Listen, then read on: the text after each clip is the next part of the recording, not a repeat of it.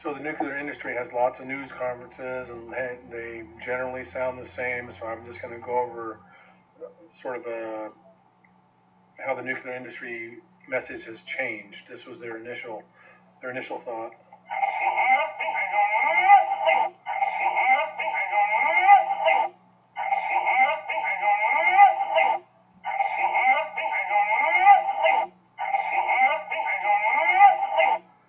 And that went on for what, 3 years, and then people finally got tired of that, and they needed a different answer. So then they came up with this thought.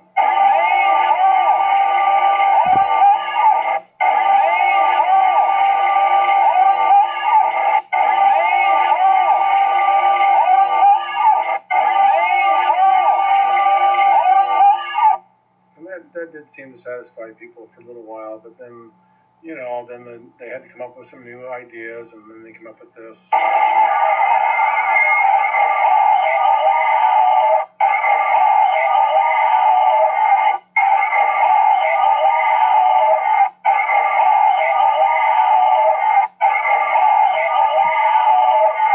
So that went on for a few more years, and most people still believe it. But now we're at the point where people should probably go meet their nuclear officials and run them over with their feet.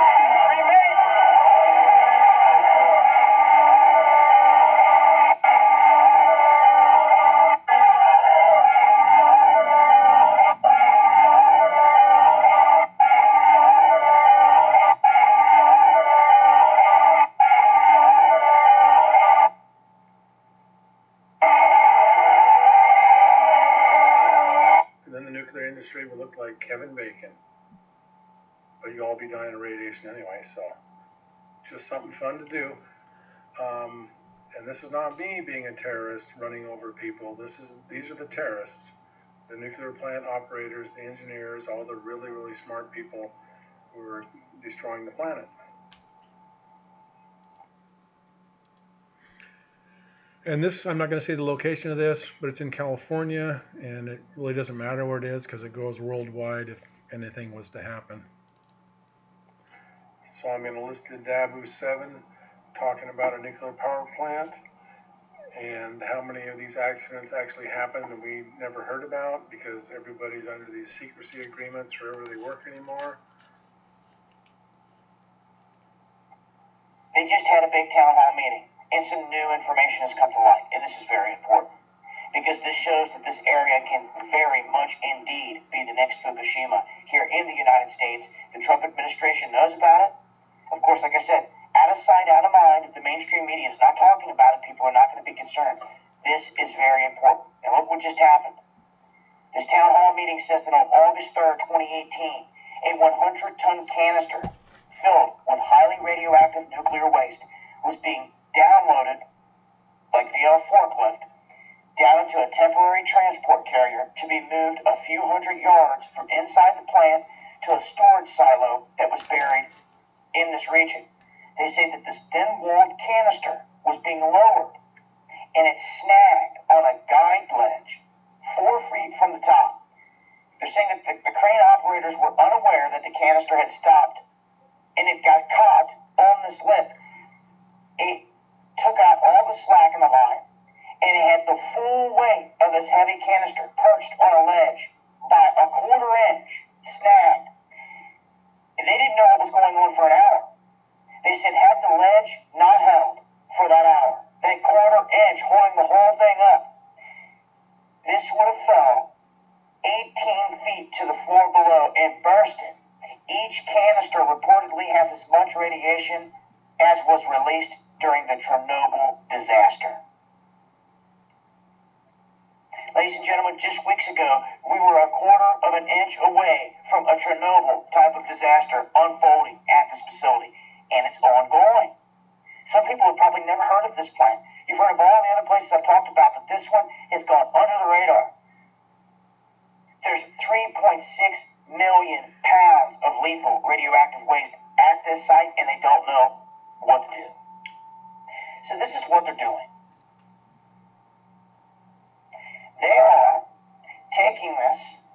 The idea is to bury the spent fuel that is on site about ocean and just a few feet above the water table.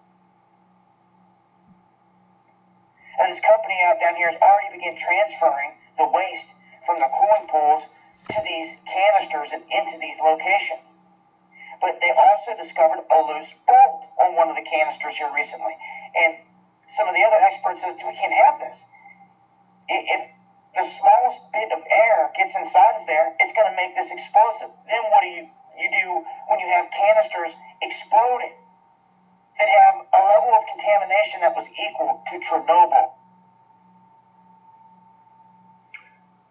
So you can see the nuclear industry is right on top of getting rid of stuff safely because they're terrorists, and as soon as they put it in the ground, they don't care. They take their paycheck and they go have a good weekend somewhere, and it's all going to melt and go into the air, water, and they're terrorists.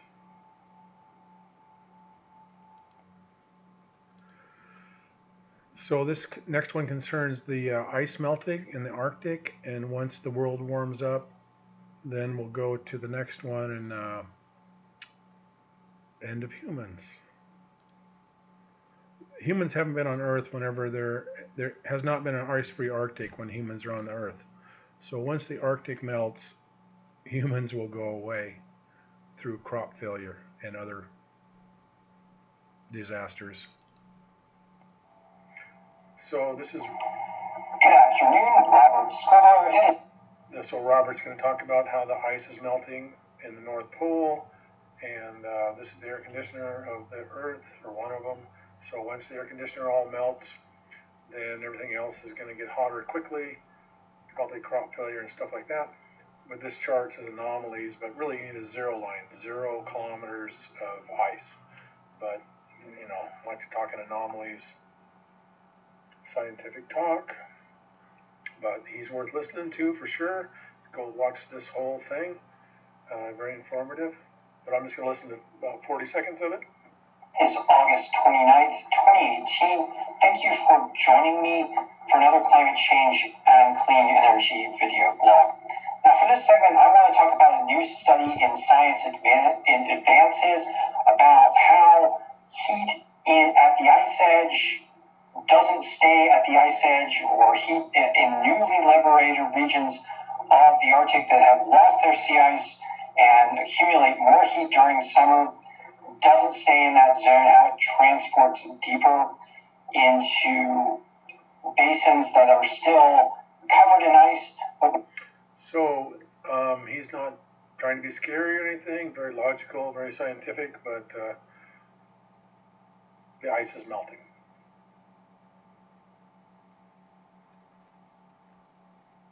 So what this chart needs on it is a zero line, like zero ice. But like Guy talks about in the next short video, scientists like to talk in undiscernible language so no one knows what they're talking about. It's just part of the science. This is hard to understand, but here we go. So the sound on this is not very good, but I would encourage you to go to this title at about this time and listen to it for a few minutes. I'd like you to take a look at the first 2 words of that title of the paper, something I thought I would never see in the refereed journal literature, which is by nature very conservative. Again, this is not the National Enquirer, and the title screams biological annihilation. I never thought it would see the day. I published dozens of refereed journal articles, and they're mostly unreadable for the lay public because the language is such that it's incomprehensible. And certainly we don't write the titles so that people can actually understand them. That's what distinguishes science from normal people, is that you can't understand us, and that's by design. Hollywood man once said that the 3 primary products of science are controversy, confusion, and publications. I think that's by design. The final sentence of this paper indicates that we're painting a dismal picture of the future of life, including human life. Of course we are, because we depend upon so many other organisms for our own survival. There's a paper from the most conservative of conservative sources, which is the annual review. The annual reviews take a look at the conservative reference journal literature and review it once a year. This is from the annual review of Earth and Planetary Sciences, but there's a bunch of other annual reviews as well. And this one, entitled The Future of Arctic Ice, written by 4 scientists, 3 of them paid by the U.S. Naval Postgraduate College. And so, as you would expect, a bunch of real earth-muffin liberal types working for the U.S. Naval Postgraduate College conclude that we have until 2016, plus or minus 3 years, to reach a nearly ice-free Arctic. And they use the term nearly ice-free Arctic because the scientific consensus is that an ice-free Arctic is reached when we have 1 million square kilometers or less of ice in the Arctic. 1 million square kilometers, because beyond that it's really difficult to evaluate. So, you see in the 1980s and 1990s, we're in the blue zone. We're up there above the 1981 to 2010 average, the 30-year average. But then after 1990 or so, things start going south in a hurry, and we get less and less ice volume in the Arctic. And the latest projection I seen, which was a little less than a week ago, for 2018, was that at the end of the melt season, approximately coincident with the autumnal equinox in the northern hemisphere, September 20th to 21st, the projection indicates we'll have about 4 million square kilometers of ice. We'll be down, or cubic kilometers rather, we'll be down in this neighborhood, which is a really small number, but good news, it's not 1 million or less. So that's great news, that we have not yet entered the arena of 2016 plus or minus 3 with an ice-free Arctic. So the projection may be wrong. It could be that the very, very thin ice that's in the Arctic right now will in fact be gone by the end of this year, but it would surprise me. As a basis for comparison, when the satellite records began in 1979, right here, the average ice thickness for the Arctic ice was more than 3.5 meters thick. More than 3.5 meters thick. That's just about from the floor to the top line of the slide there. Annual review of Earth and Planetary Sciences. And this year, more than 99% of the ice is less than 1 meter thick, which is from here down. So, to say we're treading on thin ice is actually an accurate statement. We have cyclones in the Arctic now. You heard about that? Cyclones, we never used that term to apply to the Arctic until 2 years ago, or last year. Now we have cyclones in the Arctic. It could be that we have a significant cyclone during the remaining melt season, and that would eliminate all the ice. But I don't think that's going to happen this year. I think we dodged yet another bullet. And as pointed out by the president of Finland, who has non-pronounceable last name, so I won't even try, if we lose the Arctic, and here he means if we lose the ice in the Arctic, we lose the globe, and by this he means we lose habitat for humans on Earth. The Arctic is a planetary air conditioner. We are an ice-dependent species. We need ice in the Arctic. The last time there was no ice in the Arctic Ocean was more than 3 million years ago. Homo sapiens have been here for 300,000 years. And more than 10 times ago, that long, was the last time we had an ice-free Arctic. And that kind of condition is associated with what we call hothouse Earth. So that translates into no ice in the Arctic, no humans. Term that you've been hearing quite a bit about lately. I started writing and speaking about hothouse Earth 10 years ago, and now it's all the rage. And I have bad news too. It's not all Pollyanna for me. I know that's what you came to expect. There's also that issue of nuclear power plants. I already mentioned them. We can't cool them fast enough, so they're temporarily turned off. But to decommission them takes a really long time. decommission a nuclear power plant requires an Alzheimer's more than 450 of them around the world. You'll see the real hotspots for them are places like here in France, Western Europe generally, and Japan. That's where we have a bunch of them. So when civilization fails, when the heat engine of civilization fails, when money doesn't matter anymore, when people stop going to work at their nuclear power plants,